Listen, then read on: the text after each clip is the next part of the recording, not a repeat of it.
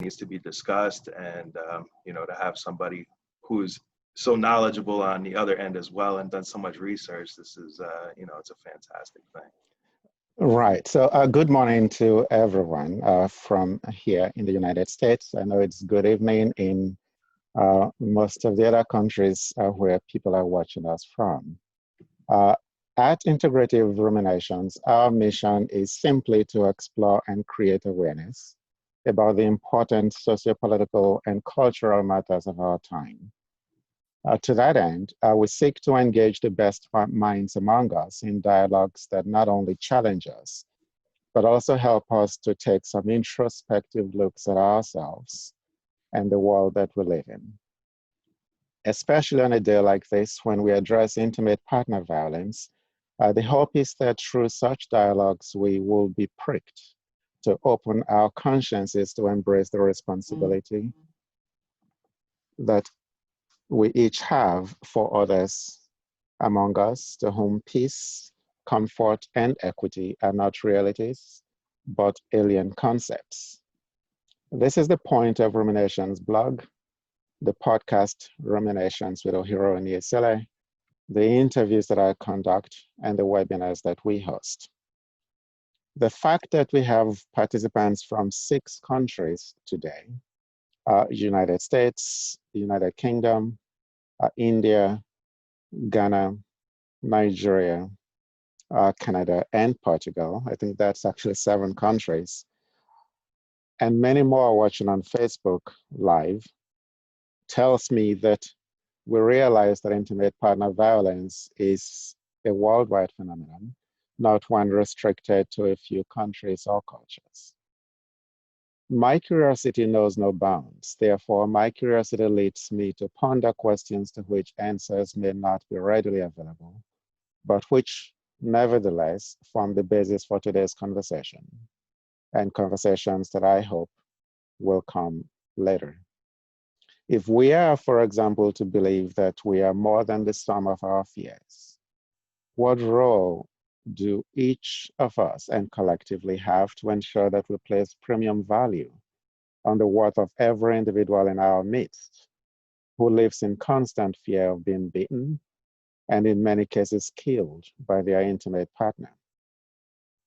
Why is it that 1 in 4 women and 1 in 7 men in the United States have experienced physical violence perpetrated by their intimate partners? And why is it that 3 in 10 women and 1 in 10 men experience rape, other forms of physical violence, and stalking, so debilitating that it significantly reduces their overall functioning abilities? How can we continue to act as if intimate partner violence is not a public health epidemic when almost 40% of women who are murdered worldwide are killed by their intimate partners? It is in the quest for an appropriate space to have this discussion that we have 2 brilliant and experienced minds as our panelists today. Bernadine Waller's research focuses on developing culturally congruent gender-based violence interventions, specifically within marginalized and underserved communities of color. Her research focuses on developing culturally congruent gender-based violence, as I said, but that research is influenced by more than 10 years of experience as a clinician, higher education administrator, and faculty in both social work and psychology. Professor Waller's scholarship is further influenced by her understanding of the intersections of intimate partner violence and the Black church. And she has worked with Latina and other immigrant intimate partner violence victims seeking religious help. She has published peer-reviewed articles focusing on the methodological concerns of conducting research with vulnerable populations and developing culturally congruent interventions. She has also worked collaboratively with the government of Barbados to analyze a UN intervention program developed by women. Her dissertation, her doctoral dissertation, Understanding the Help-Seeking Mechanisms of Intimate Partner Violence, was developed as part of her journey to understand the mental health-related strengths and resilience of African-American women that are victims of intimate partner violence. Her research is influenced by several years of experience as a clinician, higher education administrator, and faculty in the fields that I mentioned. Her scholarship is also influenced by the work that she generally does and the people that she sees in our community who continues to require the help. She is joined today by another brilliant mind, Mr. Michael Ballas, who is a credentialed alcoholism and substance abuse counselor, holds a degree from Berkeley College in business, but also chose because of his passion for humanity and for the causes, the social causes that we continue to struggle with. When he chose to go for a Master of Social Work degree with concentration in clinical practice. In 2016, Michael Ballas was named the Master of Social Work Student of the Year for New York State. And today, he is the clinical director of AMSECA's hospital and healthcare system, which is a system that provides the highest quality professional treatment to those suffering from chemical dependency and co-occurring medical and mental health disorders. In that role, he continues to see and supervises a lot of people who are victims of intimate partner violence. And he is here today to share with us from his very extensive experience. To all of those who are joining us from wherever you're joining us from, I say thank you and welcome. And as we continue to have this conversation, I would like to ask you to place your questions in the Q&A box in the bottom of your screen, but also use the chat box for very active conversation throughout this process. And at the end of this, I would like anyone who has the time to wait and would like to meet our panelists to do so. And at that time, I will open it up for audio conversations from our participants. Right now, Professor Waller, I welcome you to take the stage.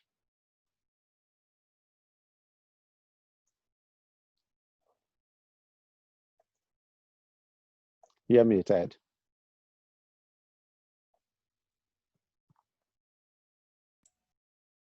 Thank you so much, Professor Eseleh. I am going to share my screen. And we're going to begin that presentation. I so appreciate that very warm introduction and sharing a little bit about my work and my passion for my work. And so I'm really excited to share this presentation with everyone today. And so today's presentation is called Escaping the Shadow Pandemic, and really looking at gender-based violence within the midst of COVID-19.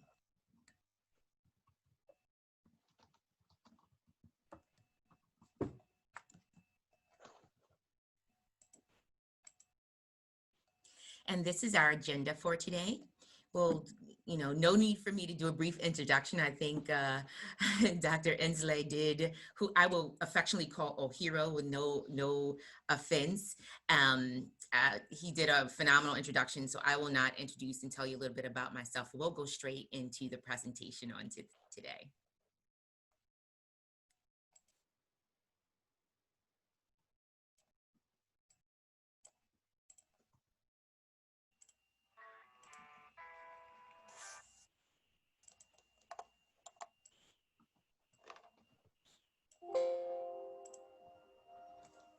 Hey guys, welcome back to my blog. I got flowers today.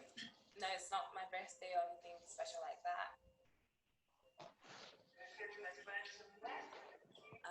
We had an argument last night and he said a lot of cruel things that really hurt my feelings, but I guess he's sorry because he got me these flowers today.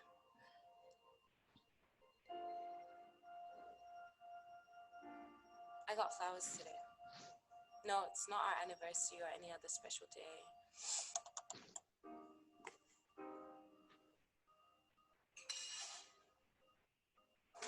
Last night he threw me into a wall.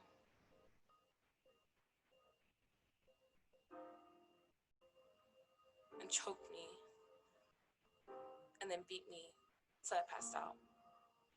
I woke up bloody and bruised all over. It was actually a nightmare. I guess he is sorry though, because I got these flowers today.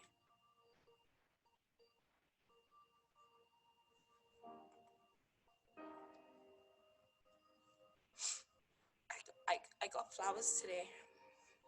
No, it's not Mother's Day or any other special day. Last night he beat me again and again and again. It was worse, much worse than any other day before. He wanted to sleep with me, and I'm on my period, so I wasn't up for it. A couple of kicks, punches to the face, and he had his way.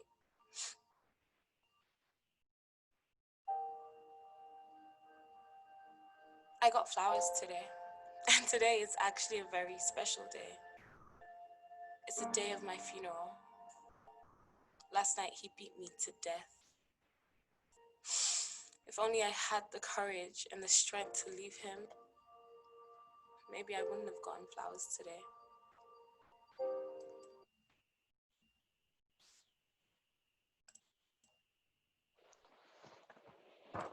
So that actually summarizes what we're going to talk about today. According to the World Health Organization, 38% of the murders around the world are as a result of intimate partner violence victimization, also called gender-based violence. And 1 in 3 women have experienced intimate partner violence victimization in her lifetime. But that's not all. Let's dive into what the prevalence looks like in the United States. In the United States, according to the Centers for Disease Control and Prevention, some 42 million women have been abused by their intimate partner. Of that, 2 million women have experienced injuries. And typically, excuse me, when women are injured, excuse me, I'm sorry about that.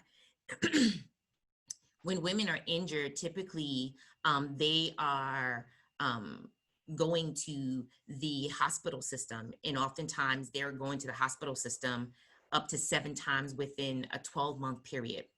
So they're going to see the same physicians, and or there's some sort of track record. But the most astonishing facts that we have are 1,300 women are murdered every single year. Unfortunately, those murders are disproportionately Black women. Black women in the United States, whether they're African, Afro-Caribbean, or African-American, African Latinas, they are murdered at ages that are at least 6 years younger than the national average. And what's even more telling is Black women are 2.5 to 3 times more likely than white women to be murdered, although they do not reflect the highest prevalence rates. The highest prevalence rates among women of color among intimate partner violence victimization actually is among Native American women.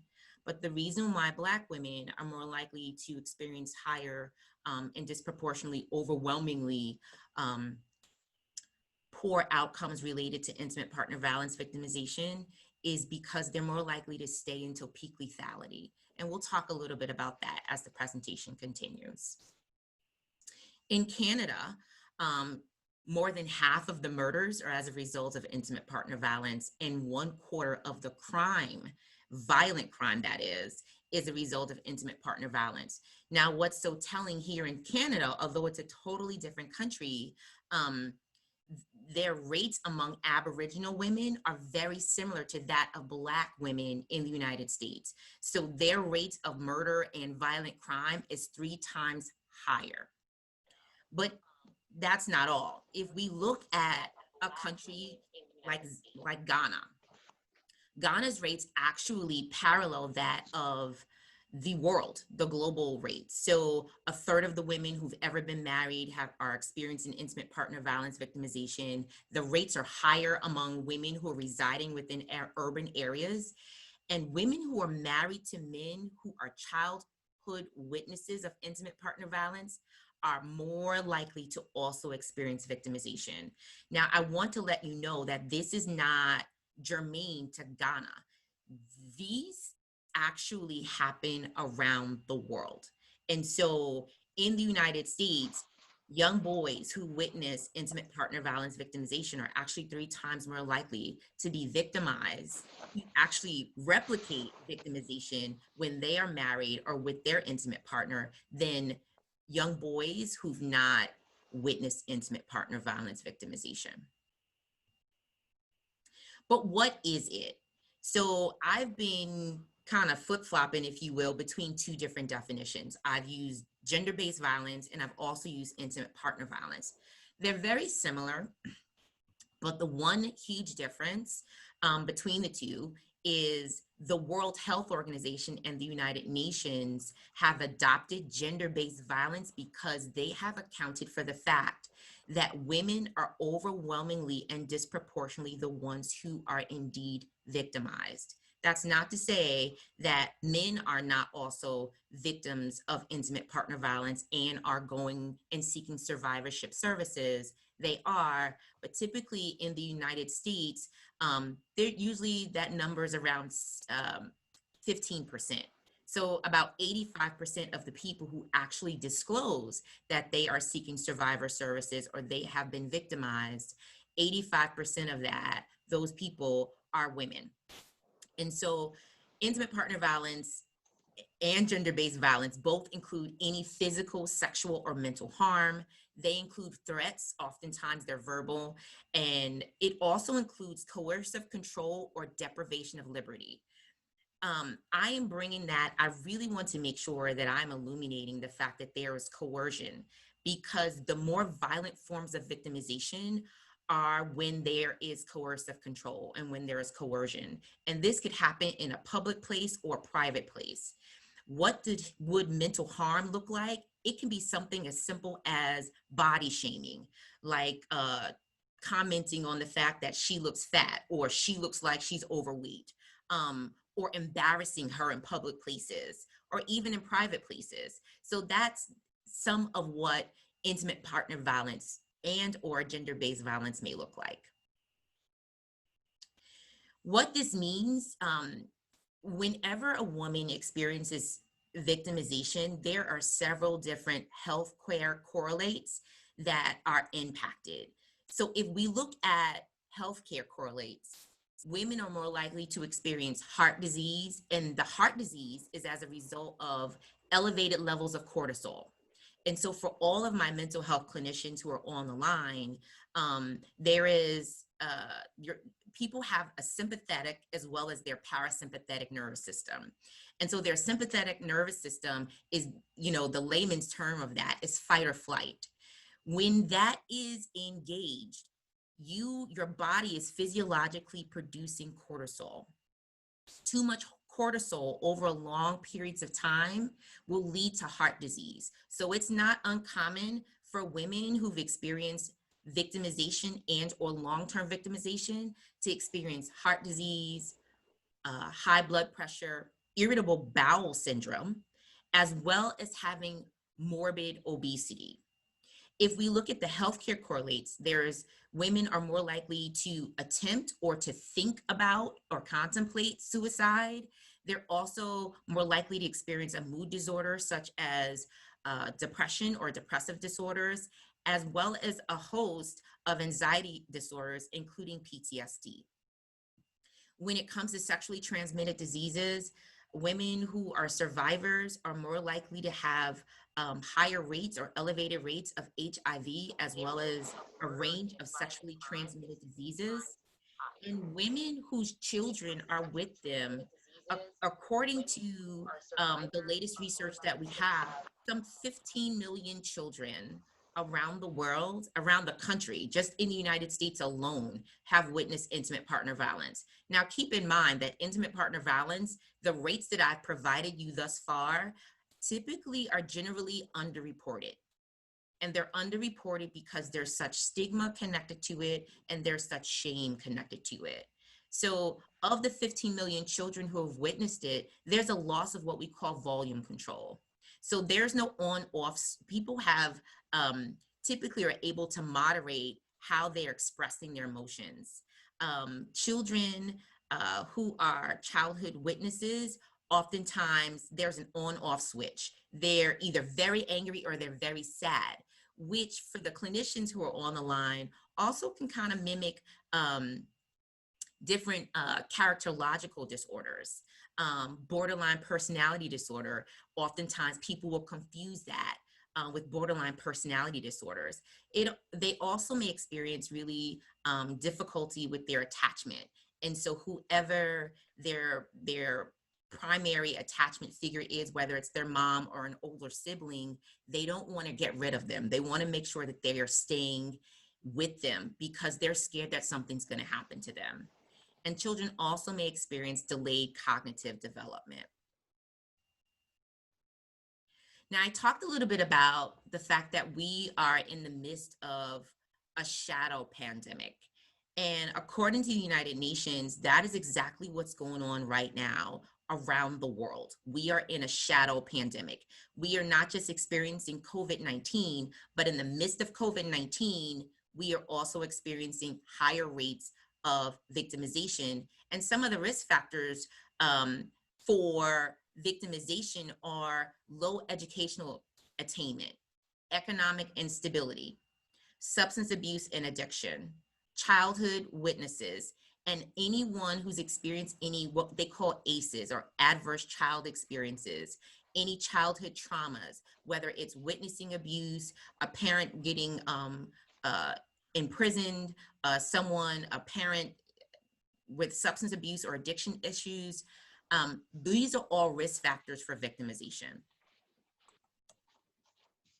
The United Nations have declared this a shadow pandemic because in the context of all of these risk factors, keep in mind that businesses and schools have shut down, and it's not just in the United States, it is globally. There have been stay-at-home orders around the world.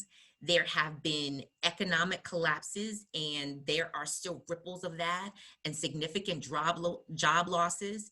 In the United States alone, there have been spikes in the amount of gun sales. The TSA just announced on Monday that although they're seeing record lows of travel, airline travel, there actually a threefold increase of the number of people who are touting guns in their carry-on luggage. And the guns are typically loaded. And so you have gun sales have spiked. The other interesting fact that I want to pull out is that although most businesses shut down and schools were closed, liquor stores were generally declared essential businesses. So that put women who were already in a precarious predicament in a much more precarious situation. So what does that mean? In Phoenix, Arizona alone, there's a 180% increase in femicide, also known as intimate partner violence homicide. By mid-year, by June, a third of the murders in Milwaukee, Wisconsin, in the United States were as a result of intimate partner violence. There have been a 65% increase in hotline calls in the UK alone, and this is specifically for domestic violence hotline calls. In Alaska, also known as really the murder capital as it relates to femicide in the United States, a woman who resides in Alaska is more likely to be murdered in Alaska than any other state in the United States. It's also one of the least densely populated, and they've experienced a 52% increase in hotline calls. Now, how do women generally look for help? Help seeking really includes the process in which survivors look to find supportive services. And it's also important to note that oftentimes those who are working in survivorship services are looking to help women terminate their abusive relationship, but termination may not be a woman's end goal. Some of the pathways for seeking help include kinship networks. So they're your family and your friends. They're looking for their clergy and religious leaders and or community leaders, depending on the cultural context. They're also looking and going to their urgent care and emergency room departments. And they're also seeking help through the criminal justice system, whether it's police or the legal system, as well as the shelter system. Now, with each of these help-seeking pathways, there are challenges to each of them. When they're going to their family and friends, if they're not receiving unconditional positive regard and support, emotional support, then they're less likely to escalate to a clergy or even to go to an emergency room department. Of all of the formal helping systems of support, women are more likely to go to the hospital system, whether it's an urgent care or an emergency department. However, emergency departments, there is no standardized way in which emergency room departments across the world are checking for women who may be suspected of being survivors of intimate partner victimization. They're not checking them to see if they've indeed experienced intimate partner violence. So if I go and I look like I may have been abused, I may or may not be screened for intimate partner violence victimization. And what does that mean? That also means that I'm also may or may not be connected to additional services and supports. Now, I really want to end with a call to action. So I talked about the different pathways of support. The key that I want to make sure, irregardless of whether you're a family member, a friend, whether you are a clinician, a therapist, or however you are within that person's network of possible supports, it is so important that women who disclose that they are survivors or they've experienced intimate partner victimization, it is so important that they receive caring emotional support. Because when women are bereft of that kind of support, they feel like it really does negate the fact that they are indeed victims. And so they're less likely to go and talk to someone else. If you are what we would, in the research, my research mind might call an actor within one of the pathways of looking for help, keep in mind that leaving may not be an option.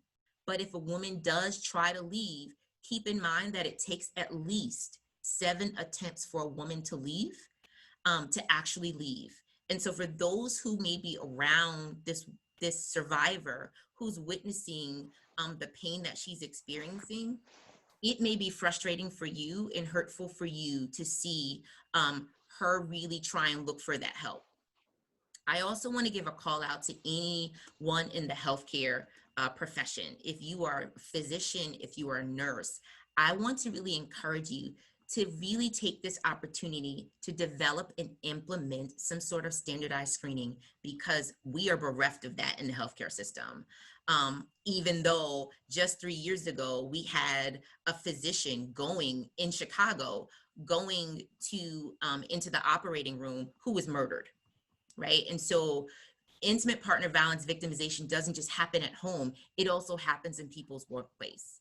And I also want to encourage any clergy who may be on the line to really make sure that you are getting trained on best practices, and or make sure you're also connecting with your resources that are in the community. Oftentimes, clergy here in the United States are not always trained, and they're not always attending seminary prior to them going into their religious training. Part of that religious training, however, most seminaries here in the United States do not include any training on intimate partner violence or gender-based violence. And so we have clergy who are ill-prepared to really fully support the largest population that are in their churches. and that typically are Black women. Black women are the most religious population here in the United States, according to Pew Research. And so it's so important that our churches are also actively involved. And so I want to thank you, Ohiro. And this is my contact information. If you really are interested in connecting with me, I've listed my phone number. You can feel free to follow me on Twitter at Prof. Bernadine W. And also check me out on the World Wide Web at BernadineWaller.com. Thank you so much. Yeah, thank you very much for that. If you don't mind, at some point, maybe after this, you'll give me the opportunity to share those contacts with everyone. But there are a few questions for you.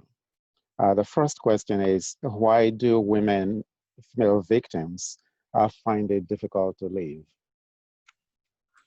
Keep in mind that you've had a connection with this person. And I liken it to almost having a cord. If you've ever seen a cord that's kind of interwoven and wound, there's a knitting together with the cord. And so it's hard to really parcel out and get rid of the cord. Another thing I really want to bring to everyone's attention is not only the emotional and psychological connectedness.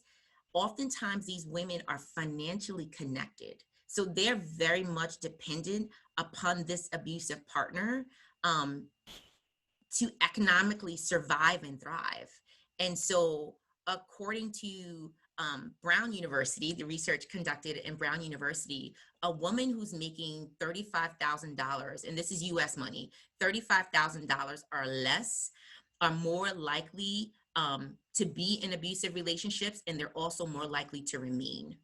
And so it is difficult, not only emotionally, it's also difficult. Some women have children. I've, in working with and, bringing out the clinician in me, for women, and I'm going to speak specifically to Black women in the United States because my research spans across, internationally. However, my clinical experience really has been here in the United States. And clinically speaking, women find it difficult to leave because they're experiencing difficulties within the survivorship services. So it's kind of scary to call the police officer. And so women sometimes would rather stay with the enemy that they know, if you will. So they're able to anticipate sometimes his actions versus going to someone that they don't really know. Thank you. That question was from Houston, Texas. But I have one from Nigeria. The question is, considering that there are cultural perspectives to intimate partner violence, and this is a question that Mike can weigh in on as well before I call you to the deck. It says, considering that there are cultural perspectives to IPV, what kinds of supports can victims, mainly women, expect to get from government or NGO, especially in developing countries? Yes, so I have done some work in developing countries, and depending on how the country is organized, my international research experience is in Barbados. And so what Barbados did was they actually have a Ministry of Social Care where they provide all of the social services type of help and support. And that includes help for survivors. That also includes help for perpetrators. And so what they've done is, what I would encourage you to do is see if you can talk with your NGO and see if they can connect with the UN Women. They have a batterer intervention program called Partnership for Peace that might be helpful for the batterer. And for the women, women oftentimes need mental health care supports. They need tangible supports such as food and clothing and different sheltering alternatives. They need to know that the police or whoever law enforcement is in your country is actually going to support and protect them. It is interesting enough, in some cultural contexts, if you will, intimate partner violence or gender-based violence is very much normalized. So it is so salient to the culture that it is not frowned upon. And so it really does depend on your cultural context. Because I'm not Nigerian, although I have a ton of Nigerian friends, I really can't speak to the governmental structures of Nigeria. But that is what I would encourage you to do. Okay. Michael, did you want to add something, or should I go to the next question? You know, I just got to say that, you know, I'm learning a lot today. So I have to tell you that. But one of the things that I will say is that, you know, what I've run into is that we have a lot of work to do. I mean, really, that's the bottom line. There are very limited resources that I've been able to find by shelters and such. And, you know, I really feel, you know, from the perspective that I come from is that, you know, we as individuals, clinicians, et cetera, need to really step up and really take hold and have this conversation and facilitate things to be able to happen. So the reason I say that is that, you know, there are times where you will have a police officer come but has no knowledge and no information on how to handle a situation and how to provide support. And it would be on us to make sure that we facilitate that, to try to allow this to happen in a way that's not going to scare the individual who's already afraid to ask for help. Thank you. One question is from Detroit, Michigan. It is, can you speak to emotional and non-physical abuse? Sure. Oftentimes, actually, that is the most common form of abuse. So emotional abuse may come across as threats, any way in which a woman feels vulnerable. So it may come across as threats. It may be body shaming. It may be calling her names. It may be threatening to do something to the children. It may be threatening to do something to your pet. And so those are the ways in which we may see emotional abuse. Right. I have a comment and a question from North Carolina, which may also have been partially answered from Atlanta. It says, thank you for your presentation and for your TED Talk. They are both very powerful and inspiring. But my question is, why do you think most of the domestic abuses usually go unreported? Do you think this is due to socioeconomic status of some of the victims? And then I have from Atlanta, in the United States, there is a deep distrust of law enforcement, particularly among the African-American population. But it's followed by a question: to what extent does this suppress their reliance on law enforcement for intervention? They are related. Yes, they are very related. So I will start with the first question.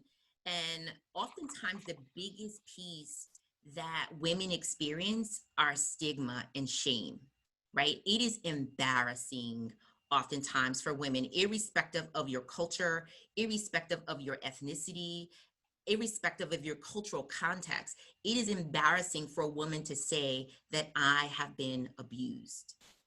Now, and that is one, what we would call in the research anticipatory stigma.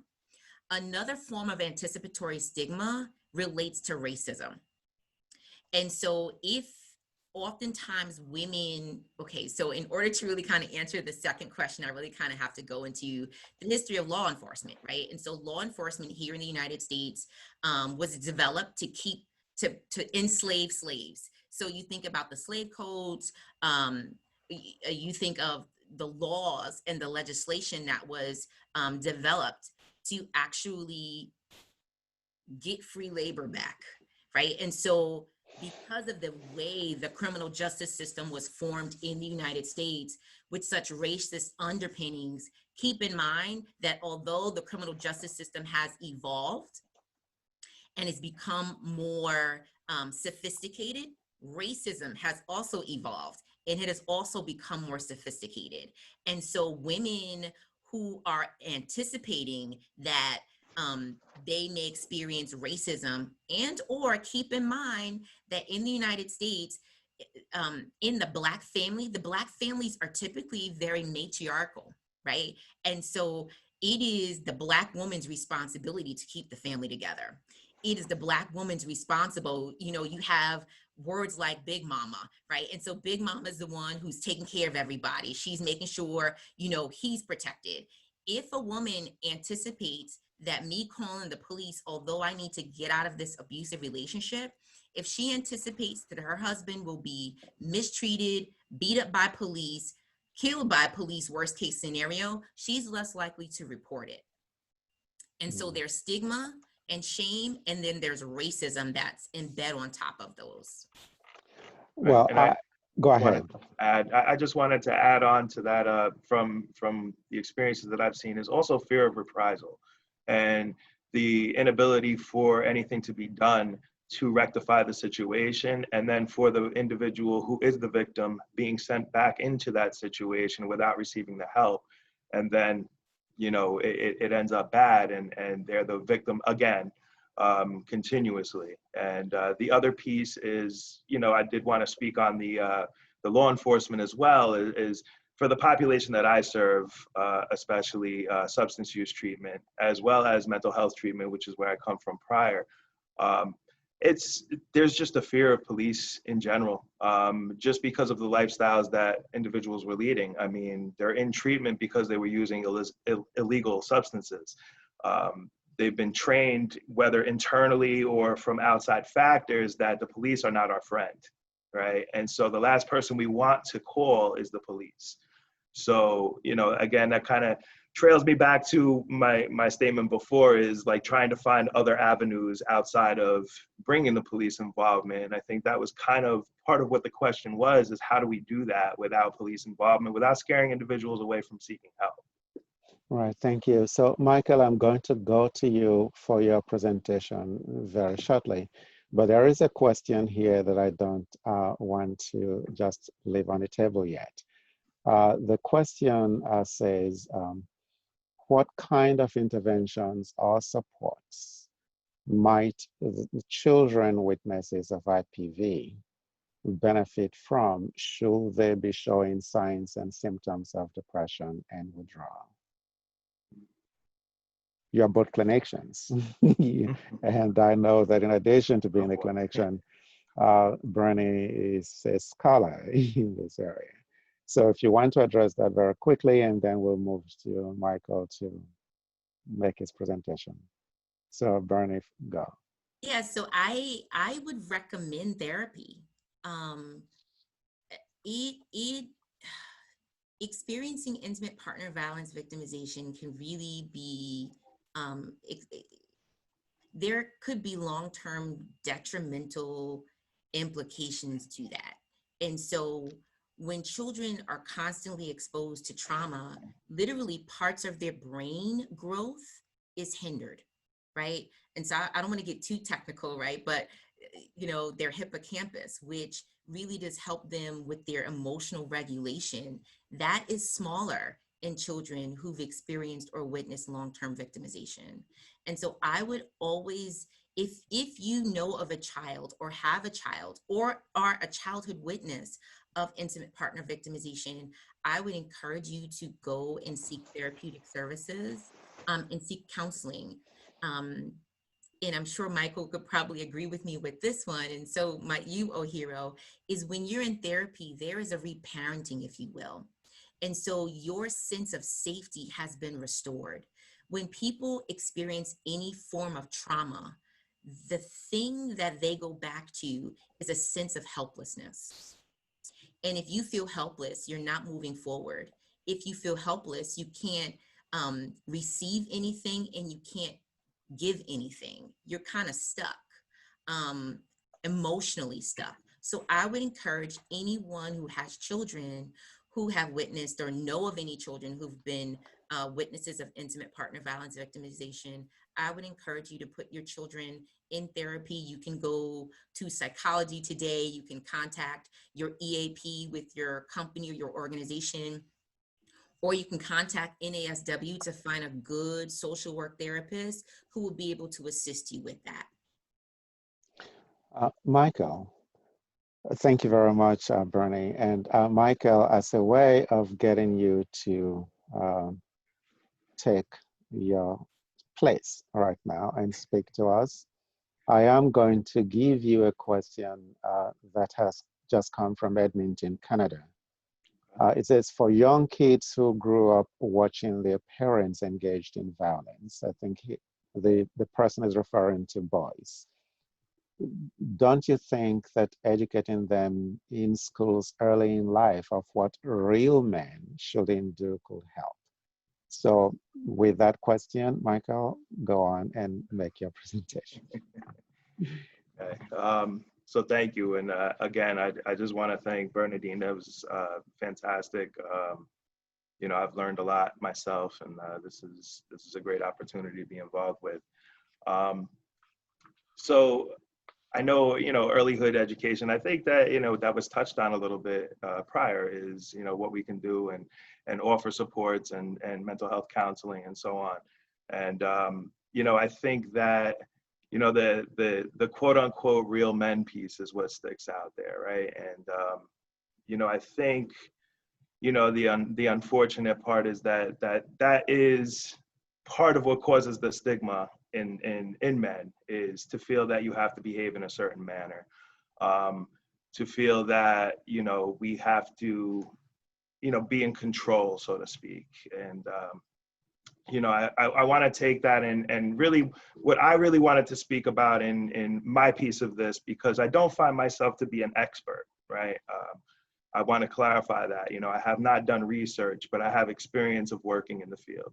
And, you know, I believe that that's why I was asked to be a part of this, and that's why I accepted to do so. And, you know, I've witnessed, you know, through counseling, you know, individuals directly, as well as supporting other individual counselors, you know, violence, right? Intimate partner violence on both ends of the spectrum. You know, we have a wide variety of things that occur. And, you know, one of the things about the substance use population as well as mental health population is the stigma that is provided, you know, put upon them to begin with, as though, you know, I guess the way I want to say it is that we often feel in that population that we're not believed, right? And the trust for authority figure, whatever that may look like, which presenting at the door when they first come into treatment, you know, they may not be willing to speak about what's going on at home. We have to develop that rapport with individuals in order for them to feel trusting enough to actually talk to us about what's going on. So I love the idea of implementing something to try and elicit that information from each individual. And we do that kind of in our own way, in our own frame at my facility. But I think I'm going to take that suggestion that was given by you know, Dr. Waller, because, you know, this is important information for me to put into place. But you know, what I found is different scenarios that occur, and you have the individuals who are experiencing violence in the relationship, who are afraid to leave because of emotional attachment. They feel as though somehow the individual is going to change one day. This is temporary. And, you know, the manipulation that occurs from the other end of stating, you know, well, everything's going to be fine. I love that, you know, I received flowers today. Like, that's, you know, I hear that story so often, that, you know, things are fine. Oh, they're better. You know, things gotten better. And then, you know, maybe less than a week later, the individual's coming in the facility with bruises on their face and, you know, embarrassed, and which leads to another level of stigma, because now it's self-imposed and they don't want to talk about it because they're ashamed that it occurred and they were wrong. So now it's hard to even elicit that information out. The other thing that I experience a lot of in substance use treatment is individuals are connected financially, like you expressed before. And, you know, the burden of, they hold the ticket to the get high, right? They're paying for it. And it's hard to leave that. Or, you know, they're living in a home and they can't afford the bills, so they put up with it because they don't feel like they can survive on their own, right? And that continues to, you know, allow an individual to stay in an environment that's unhealthy and dangerous for a longer period of time. And, you know, I want to speak from the part of being the clinician of how scary it is for us too, right? Because when an individual comes in and we want to help, I mean, we're in this field because we want to help individuals. And when you see what's happening and you want to offer everything, but when they say, are you sure I'm going to be okay if I do this? I don't know how to answer that because I don't control the outcome. And it's one of the most difficult decisions that I have to make in the field is I can offer you a shelter, but I can't guarantee that this individual isn't going to find you. I can't guarantee that, you know, if you make a decision to go back after, you know, the fear may build up inside you and you decide I'm going to go back to this individual, that's going to be a positive outcome. Like, I can't guarantee any of that. And it's a very difficult situation to be involved in. I know that we offer as much help and support as we possibly can. You know, the other thing that I did want to touch on, because, you know, the majority of the victims of intimate partner violence are women. And that is absolutely 100% true. I have witnessed situations where it's been the other end of the spectrum where, and I want to speak on an individual without any identifying information, of course, right? But I had an individual who was in a wheelchair and was very, unable to speak more than a few words, who was receiving treatment and was in a facility with another individual. They were in a relationship. And basically she had been, violent with him, pinching, pulling hair, and would wait for his check to come every month, and take the check, go cash it, and then go get high, and he'd be left with nothing. And, what we tried to do as a facility was call APS, Adult Protective Services, and to no avail. Nothing happens. And, I say that not because, we don't identify those things, but because I guess I'm frustrated with the system, right? I'm frustrated with the system is really the bottom line. And I love the fact that we're having a conversation about this, because this brings things to light. Like, we do as much as we can as individuals, and I'm on that page, and I want to be able to do more, but it's a collective thing that we need to do together in order to induce change. And unless we do that, it won't happen. It won't happen. We can't rely on outside sources to take care of this problem because it's internal, right? We have all these statistics. I believe they're also not representative of factual numbers because they're so underreported, as you stated before. And the only way we're going to get better is if we all play a part and put our hand in and try and, make this better and offer our support and ideas. I think that's good for me right there. Right. So I have two questions that I would like to merge for you, Absolutely. Michael. Thank you very much for that presentation. Mm-hmm. The first question is from New York. It says, love is a beautiful thing.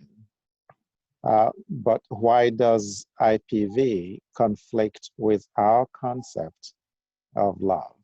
And the other question is from Lagos, Nigeria, which says, why do most women find it difficult to leave their abusers, yet they helplessly fall in love with them?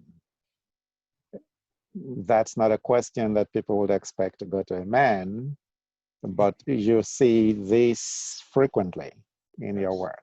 So it's going to you. Okay.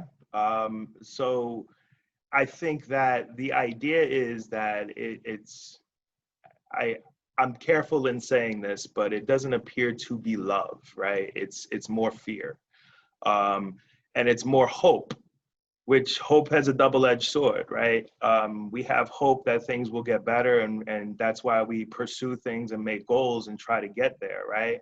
But then sometimes that hope is a false hope of somehow the other individual is going to change into the person that we thought that they were, right? And I think that that becomes a dangerous place for individuals, because many times, offering assistance for someone who is experiencing violence, they'll just deny it.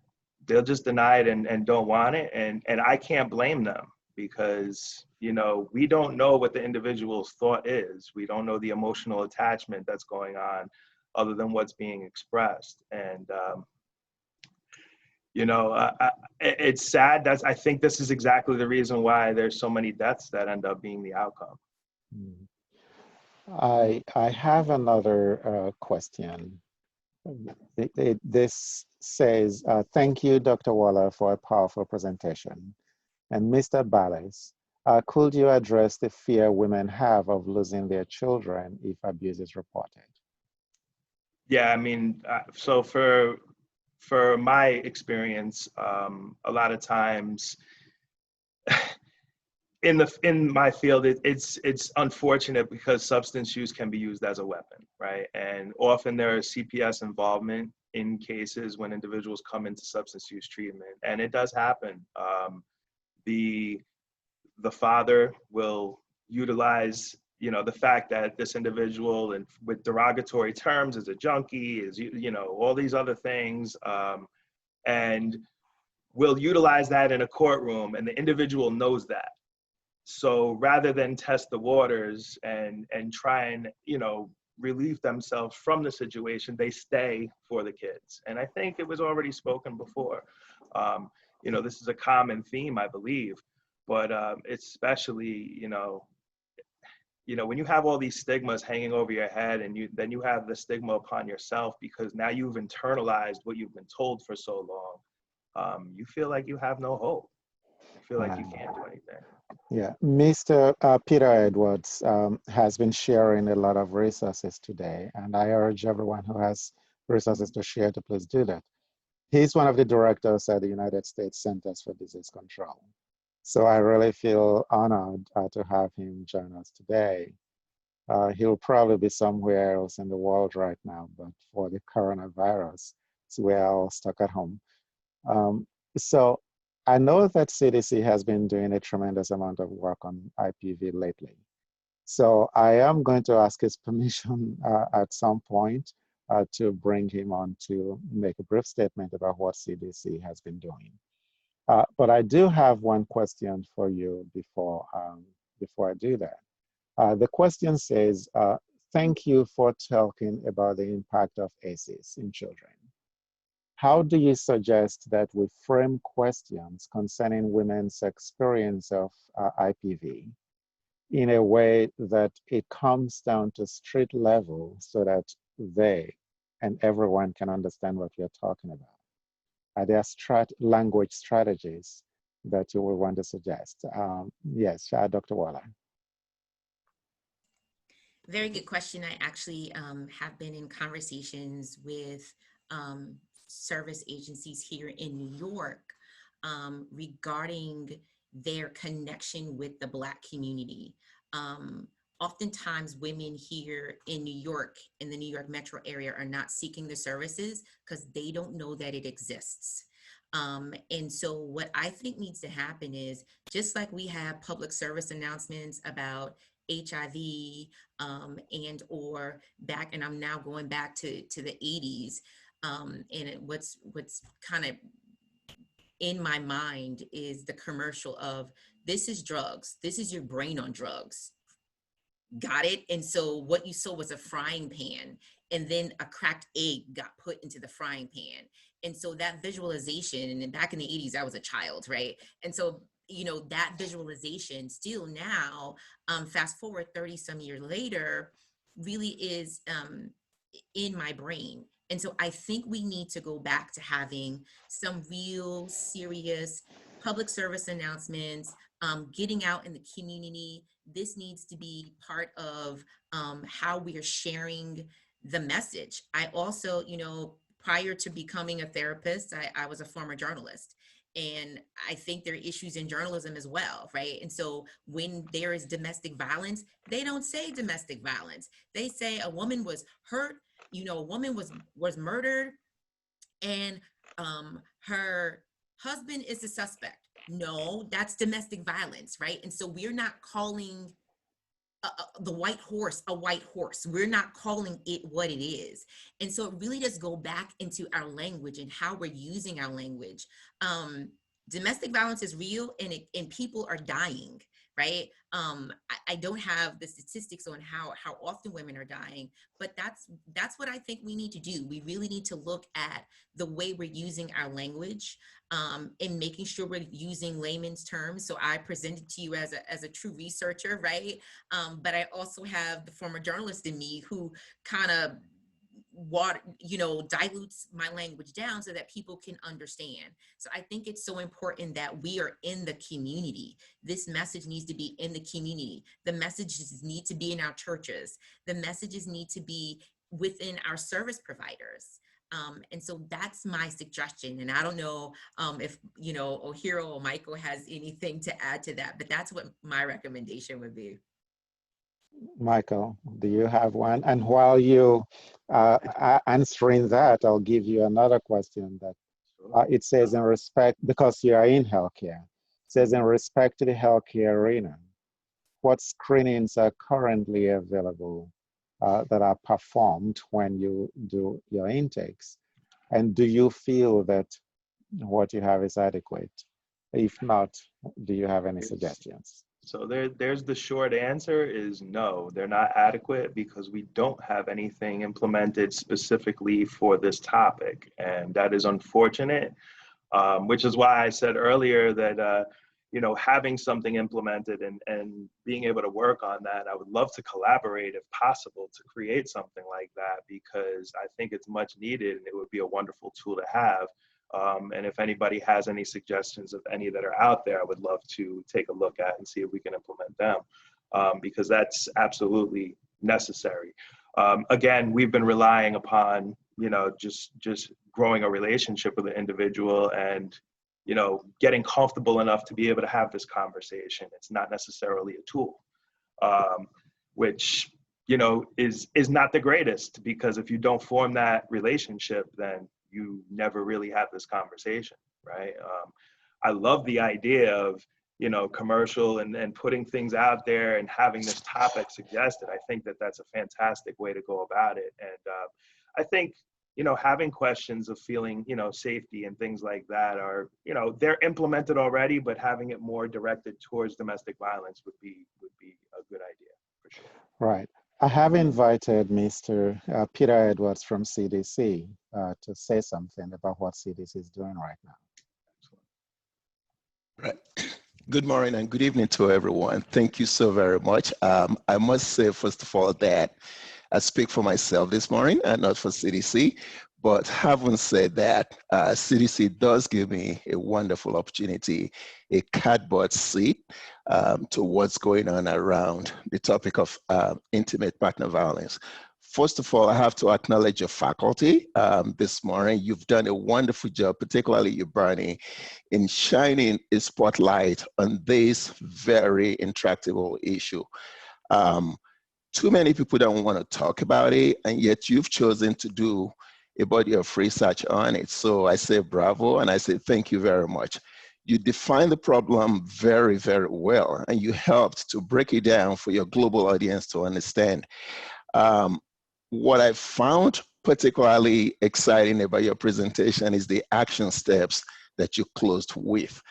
It's never enough to talk about the definitions and what the problem is. A lot of people sort of know what the problem is, but you challenge every one of us today to actually follow up with some action steps. You put out a call to action. You are asking clergy, you're asking clinicians, family, peer groups, and every other supportive institutions out there to get involved in preventing gender-based violence, intimate partner violence, whichever way you describe it. It is an issue that we all have to acknowledge and deal with. So in the United States, as you very well captured, we do a few things right every now and then. A lot of times we step on our own feet and we can't find our way out.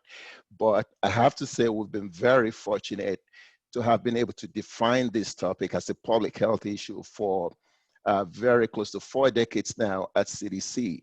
And our primary partner still remains states and local government.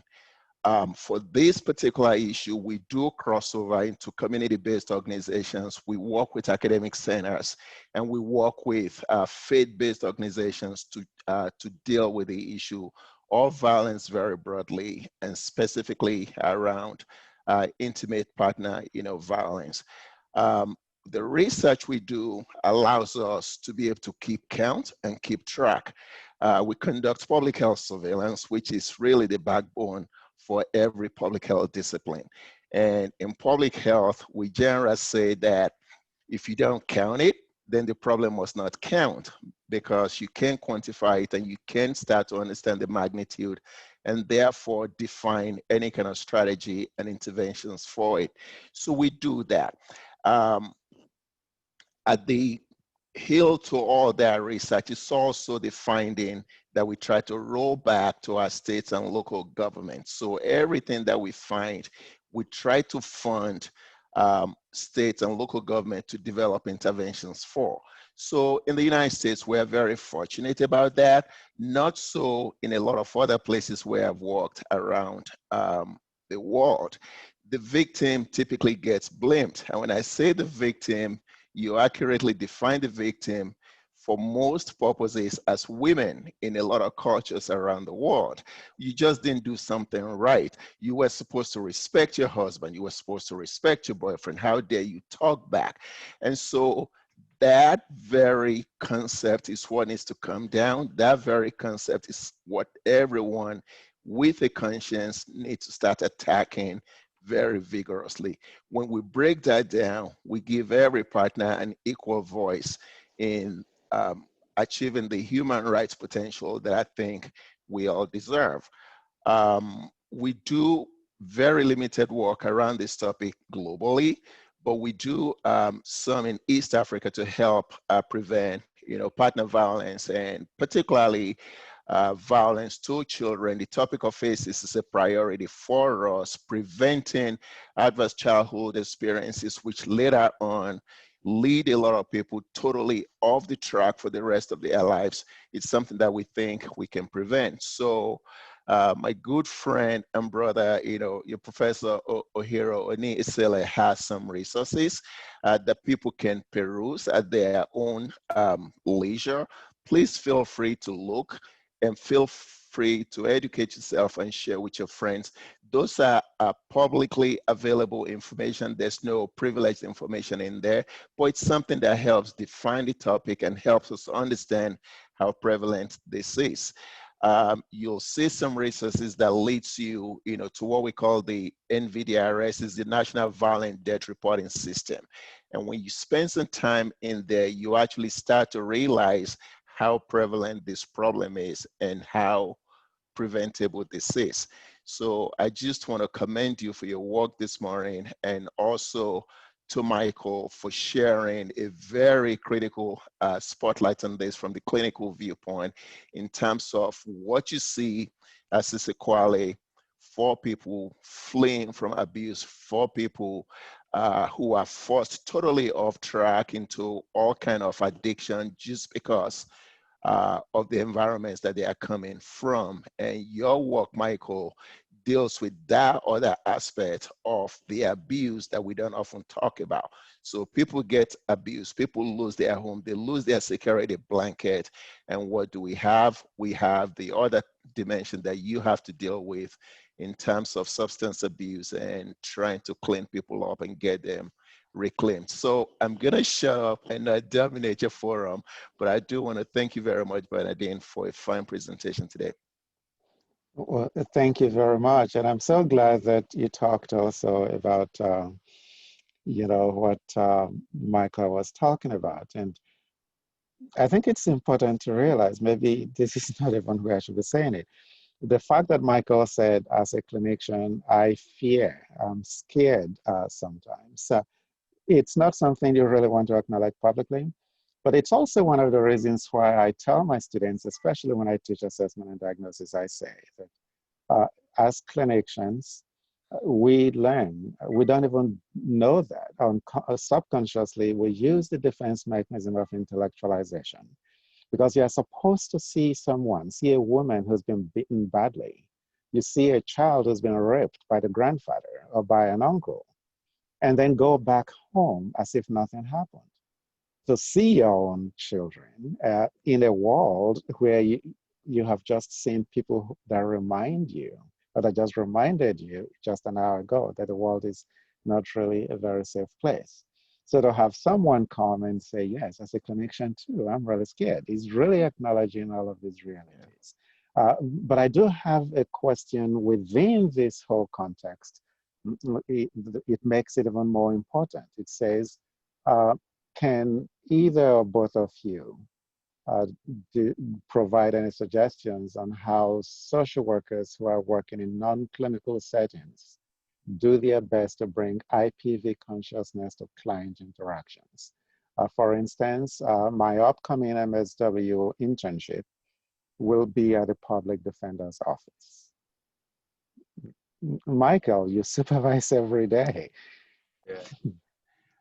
I think, I mean, for me, you know, in a non-clinical aspect, this gives you the opportunity for a lot of the same research, I believe. And research is what helps find solutions. And what I would say is that, you know, one of the things that's always beneficial to have in any field working clinically is to have a resource like booklet, pamphlet, right? And what I say by that is that, you know, looking for different supports in the community that would be able to help, thinking of ways in which, you know, we can make it a quick contact call, be able to provide those resources to the public as well as clinicians, and identify those areas where we're lacking, and maybe do some research on how to fill that void with something new, would be a suggestion from me. Right. So, Michael, I have a question. This is not for you because the person says the question is for Dr. Bernadine. But you can relate to this because of your specialty, where there's always this idea that if you have not experienced, if you have not yourself had substance abuse treatment, you couldn't really be a good clinician in that area. So this question says, Dr. Bernadine, how can you help your friends and family members going through IPV when you have not experienced it yourself without being seen as fake or not caring? Thank you for a wonderful presentation and research work, and God bless you. So Michael, I know that that's a question that's familiar to all of us, in clinical practice. So, but Dr. Waller, I won't rain on your parade. Thank you so much, Ohiro. What I would say is the same way you would be present and be fully there and support a friend. If a friend were talking with you about something other than IPV, that's the same way you really need to be fully there, right? Don't reject them. Don't discount and say, honey, no, girl, no, that didn't really happen to you. Oh, he couldn't have done that, right? So that's really denying a person's experience. And so that is the last thing you want to do is downplay the abuse that they've experienced or negate or say that this didn't really happen to them. Because what that is those are forms of rejection for the survivor, right? The last thing she needs from a friend or from a family member is to be blamed for being abused. So say, girl, if you had just give him good sex, or girl, if you had just cooked that meal right. No, it's not that. It's not her problem. It's not her fault that she was indeed the object of the victimization. There's nothing she could have done to trigger him, right? He just did what he did, and the perpetrator needs to be held fully accountable for what they did. So I would say be fully there, fully present, supportive. Don't deny or negate what happened to them as truly what happened to them. If they want to cry, let them cry. And so when friendship Bernadine is talking and not clinician Bern, when one of my girlfriends comes to me and is like, Bern, you would not believe, A, B, C, and D. I'm like, and so my first question to them is, okay, do you want me to just listen or do you want me to give you advice? And so that helps me frame how I'm going to come at whatever it is my friend is coming with me and talking to me about. Because sometimes it's not for me to put my mouth on something. Sometimes it's really important for me to just sit there and listen and basically hold what they're telling me, right? And so I liken it to, I teach 710 also, Ohiro. And so I liken it to telling my students, which is assessment and diagnosis for those of you who are not in the social work world. I liken it to having my students put on a hot pad, right? And so on Thanksgiving Day, you've been cooking that turkey in that oven for 10, 12 hours, maybe not 10, 12 hours, but 7 or 8 hours, it's nice and juicy. And you go and take that roaster out of the oven. You're not gonna take that roaster out of the oven without a hot pad. Because if you do, not only are you burning your hands, you're probably dropping the turkey. No one's gonna eat. You may burn other people because of the splatter. And so if I'm not coming at it the right way and fully supporting them, then not only are they hurt, but I'm hurt. And the people around this person is also hurt. And so that's friend Bernadine talking. I'm gonna leave the clinician answer to Michael. Well, thank you. I love your answer.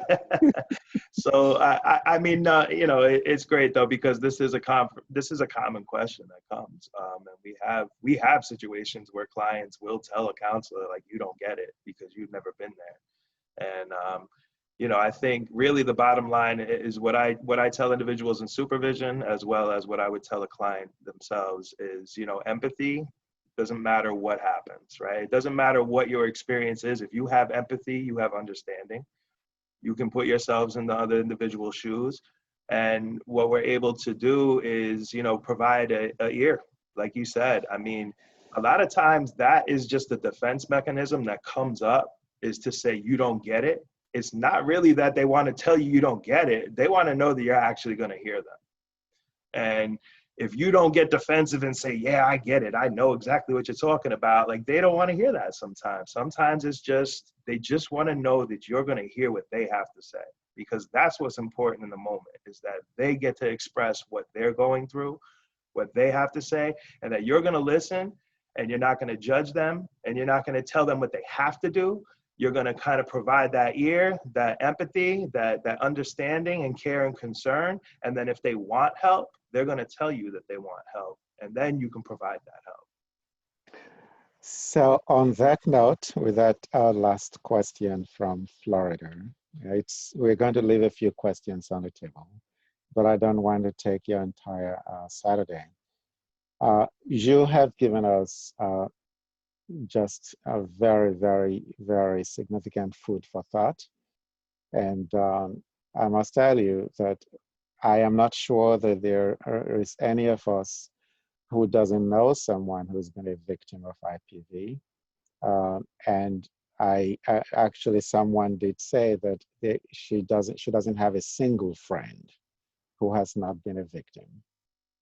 One of the things that I wanted to explore today was what is our responsibility, the rest of us who are not victims and are not perpetrators. What is our responsibility to make sure that this situation, which is really a pandemic, gets to be less so?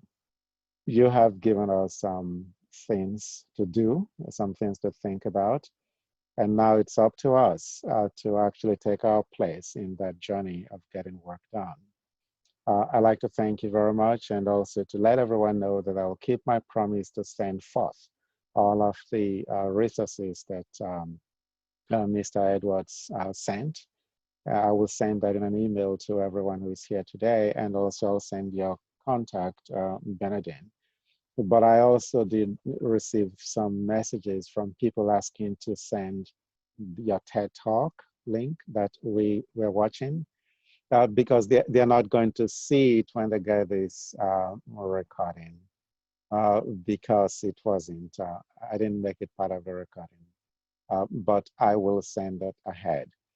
But I don't want to, I just got a message from India It says, okay, it says mainly the middle-aged members of society can help, and we should all take responsibility to help those of us who are in middle aged to actually bring up the younger ones in knowledge of this reality. So you have reminded us today that this is something that cuts across all cultures and all countries. And I thank you very much. And as I said previously, anyone who wants to hang on and have a conversation with Mike and Bernie, please stay on. We are going to end now. And I thank everybody for giving us part of your morning if you're in the Northeast of the United States, and a very early morning if you're in some parts of the United States and some parts of Canada. I know that, for example, in Edmonton, Canada, it's still early. Thanks for joining us. And for those in Africa and in Europe, it's evening, and India, it's actually late night. It's now in India, it's like almost 2 a.m. So I thank you for hanging on with us. So thank you, thank you, thank you, everybody. God bless you.